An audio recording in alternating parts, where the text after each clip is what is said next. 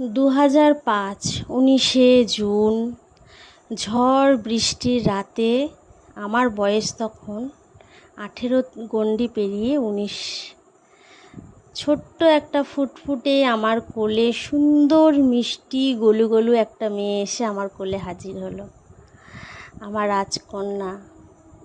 ভয়ে একদম বুকটা ধড়পড় করছিল। সারাদিন খুব কষ্ট পেয়ে একদম নর্মাল ডেলিভারি।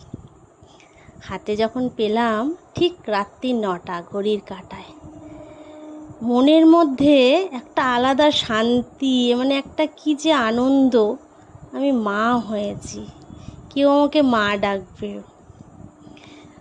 যখন হাতে নিলাম এই ছোট্ট মেয়েটাকে, তখন যেন একটা অন্যরকম শান্তি অনুভব করলাম।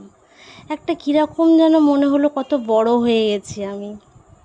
মনেই হচ্ছিল না আমার তখন 19 বছর বয়স। আমি যে মা হয়েছি, একটা কন্যা সন্তান জন্ম দিয়েছি। আমি ভীষণ লাকি।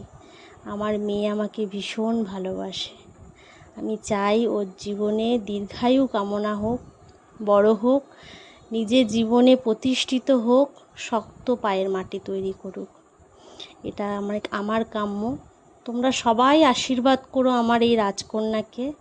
আজকে আমার রাজকন্যার জন্মদিন, শুভ জন্মদিন।